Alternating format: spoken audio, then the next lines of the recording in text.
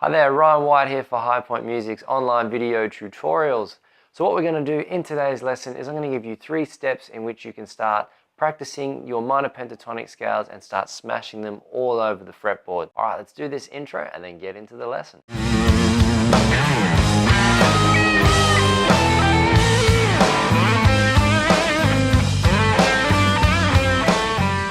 Okay, so let's start looking at the first step with our minor pentatonics that we're going to use. So first step we've got with our pentatonics is we're going to start with our first finger on the 3rd fret, and we're just going to take a G minor pentatonic scale, just like that. So for those of you who haven't covered minor pentatonics and are just starting to learn, this is going to be really helpful, these techniques. So what I want you to do is just take your time, and the first step is just learn the sequence of the notes, okay? And we're trying to learn the sequence of the notes ascending in pitch, so that's going across our fretboard just like I played there. So it's important to keep in mind that you just take your time, don't rush, and just focus on accuracy to get those notes flowing.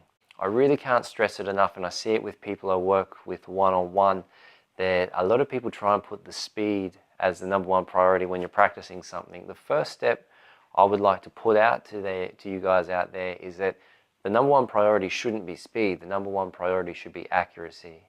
Because when you're able to play something really well, really proficient, what you're doing is you have a deep understanding of it and you're just executing a really smooth and accurate technique. Alright, so practicing ascending is our first step. Our second step that we're going to look at is practicing these scales descending in pitch. So the exact same position, jumping in, we've gone up our G minor pentatonic,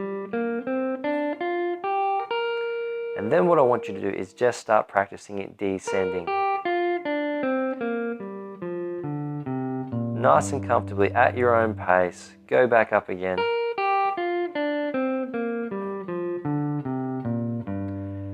And just repeat that process until you get really comfortable with playing that scale up and down. As a quick little bit of fun, once you get the two of them together, you can start practicing them ascending and descending all in one go. Because what we want to do by splitting the focus of practicing them individually at the moment is make sure you've got a knowledge that's really deep and really consistent. Because what I see with a lot of people is they're very good in one direction but not so much in the other. So we want to make sure we focus on these deficiencies in our playing and make sure we've got a really smooth, nice technique. The next step, what we want to do then is once we can play the scales really nicely like that, we're going to start looking at playing them chromatically. So what chromatic means for all of you out there is chromatic is quite simply, I like to demystify all these fancy music theory words for you all, but what it means is just taking the pattern and altering the pitch. So effectively on the guitar, what that means is we're just moving it up a fret or shifting positions. So for example, we've had our first finger on the 3rd fret there, and we just played through a G minor pentatonic. So if we move that up one more fret, so our first finger's on the 4th, we've got G sharp or A flat there, and if we just apply that pattern that we've just covered,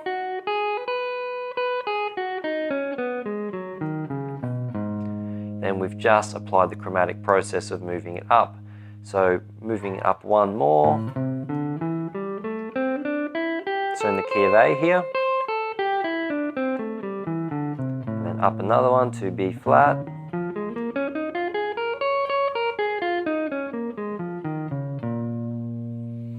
Alright, so what practicing these scales chromatically will give us is it's going to give us the ability to move these patterns all across the fretboard in a bunch of different positions where that's going to massively open up our improvisation options. So once you can apply the concept of practicing the scale ascending, practicing it descending, and then practicing it chromatically, and you can move nice and freely. Alright, so the benefits of practicing our scales chromatically is what it actually gives us is the ability to transpose our scales and our improvisations when we use them into different keys. So by taking our scales, practicing them up, down, and having the ability to move them chromatically, We're going to have each pattern that we learn, we're just going to have that ability to be able to switch it up in any key that we want, which is going to be really, really freeing for you all out there as guitarists. So what I'm going to do with the remaining patterns, I'm going to put them up on a PDF file for everyone in the members area at highpointmusic.com.au. It's completely free and you can go in, get those scales and apply that same practice principle that we've just put there and then start smashing these pentatonics out in your own playing. So if you all out there like the content in this lesson, hit those like, subscribe and share buttons. We really, really appreciate people getting behind what we're doing, sharing it around. If you've got any questions you'd like to ask or make a request of repertoire, techniques, anything guitar related, hit us up at learn@highpointmusic.com.au.